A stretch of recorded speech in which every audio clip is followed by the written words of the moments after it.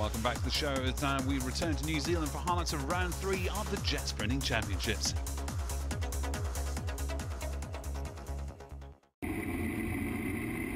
So down to the business end here at Merry, round 3 of the New Zealand Jetsprinting Championships. You're on board here with Baden Gray and Tanya Ironmonger. The boat is Ting Tools Racing, and it's been a hard road to hoe for this team through the first 2 rounds of the championships. A DNF in round number 1 and then just a little bit off the pace in round number 2 means that these guys are coming from well back. From the 8, we'll cut them to 5, and we'll be able to give you an indication as they come up to the split point here. A very fast rotation at Merry. It is a 27.85 for Baden Gray. His best time in the 8 was a 61.25, so he needs to go a little bit quicker than that. Just look at this wide course. You can really carry some speed, but it's got a little bit of everything. There's tight bits, there's wide open bits, and there is flowing corners to boot. You see there, Tanya Ironmonger just guiding her charge on as they work down towards the finish line now. Baden Gray at the wheel of this boat. He has commanded for the past 3 or 4 seasons. It's been a championship winning boat, but as I said before, hasn't been the happiest of starts for Baden Gray. A 60.88, so a little bit quicker than the top 8 time, but will it be good enough? He's close to fielding.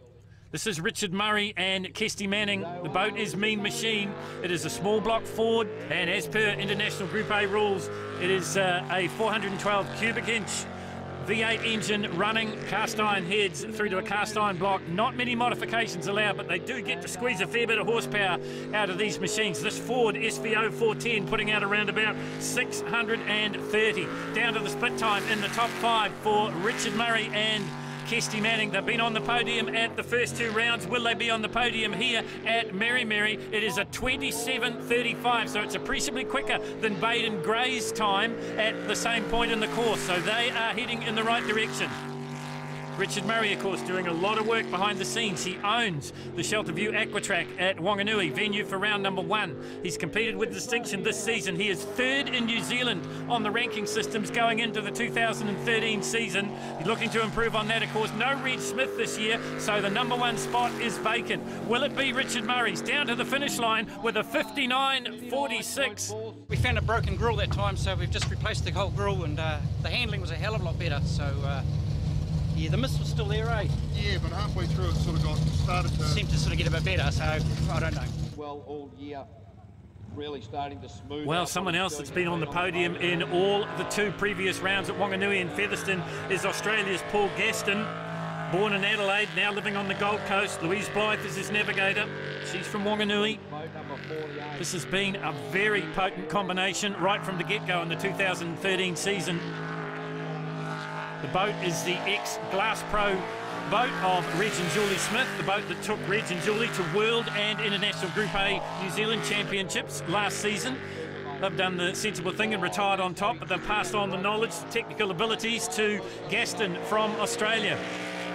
Split time for Gaston was a pretty good one, 27.31, fractionally faster than Richard Murray. So as the afternoon wears on here at Merry, the times get faster and faster and faster. The 59.46, the number 1 clocking at the moment for Richard Murray. Is that in danger here from the Australian Gaston and Louise Blythe? Down towards the finish line now. It is a 59.35 for Paul Gaston, so he goes quickest. 59.359.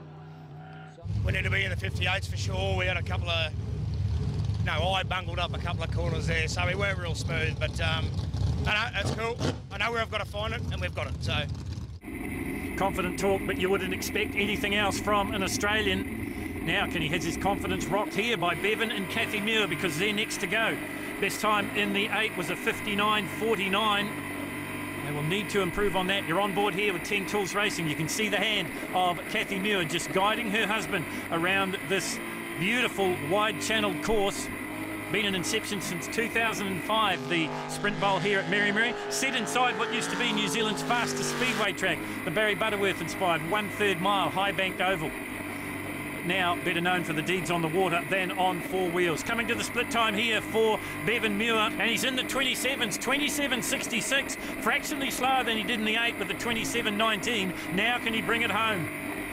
2 times the New Zealand champion in International Group A, the most competitive of classes in the jet sprinting classes that we follow, the 400s, the Suzuki superboats, and of course the PSP International Group A. Bevan and Kathy Muir, you ride with them here. Now we cut to the outside shot. You get a graphic example of just how fast it is here at the Mary Mary Sprint Bowl. 60 seconds on the clock as Bevan Muir goes into the spin-out pool. 60.06 for the man from Thames. Found a perfect run too. I just think we might have nozzled it down too much. Yeah, maybe just, put the nose in too hard? Oh no, the run felt good. It just, I would have to have a look at our revs. We mightn't have been revving out, I don't think. So I might have nozzled it down too much.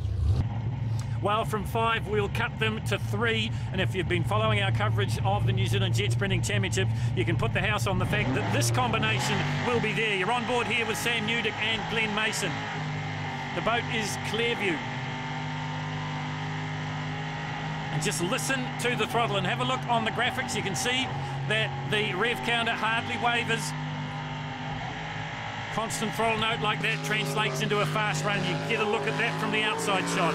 Sam Newdick's been in the 27s. He did a 27.25 in the top 8 for his split. Is he going to be in the 27s again? We get to the split point. 27.19, fastest split of the day. In fact, he matches the top 8 split of Bevan Muir.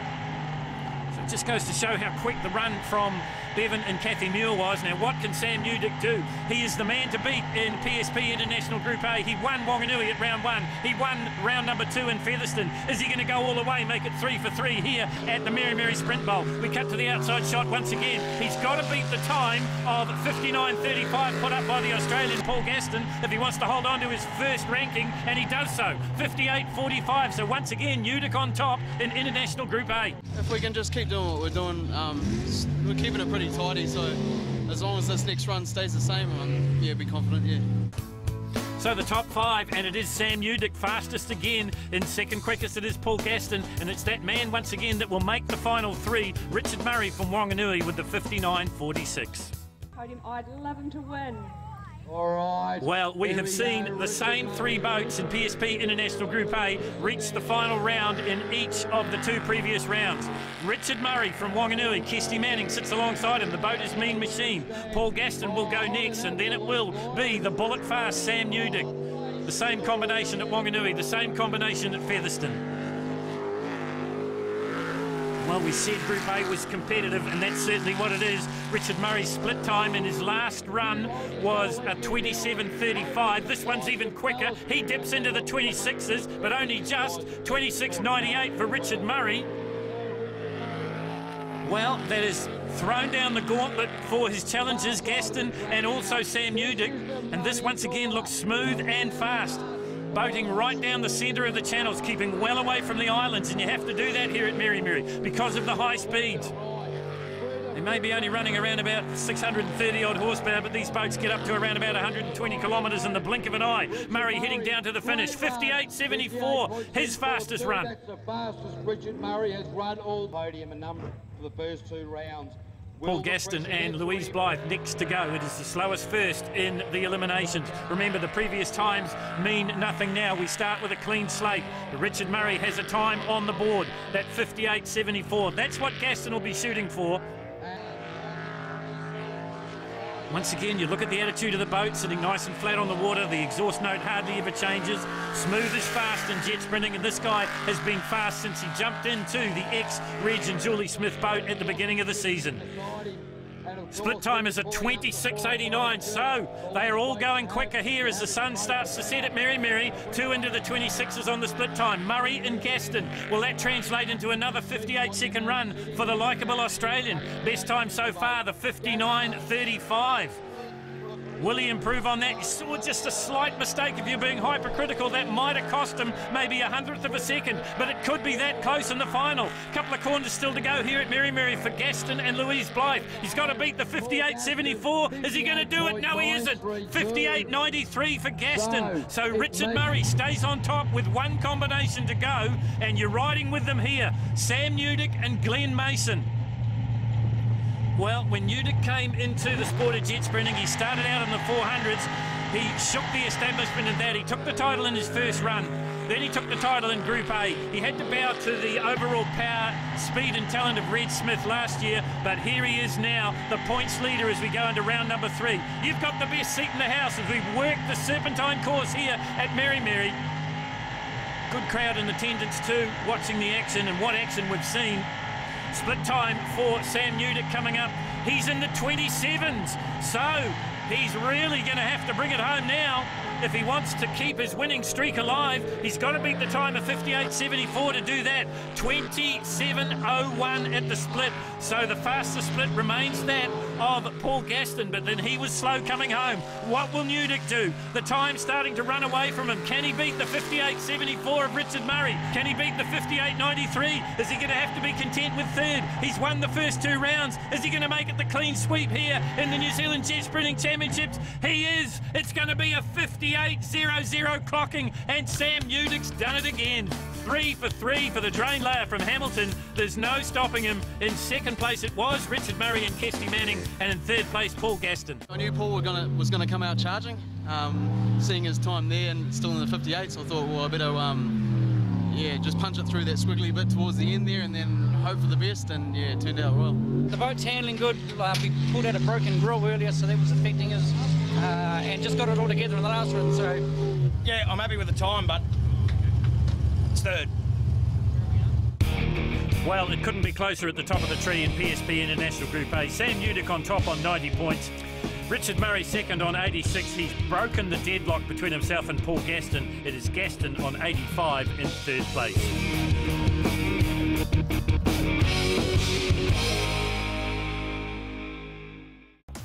Well, don't go anywhere, as after the break it's top-class surfing action. And later in the show we have action from the Kite Racing Championships in Italy. See you in a couple of minutes.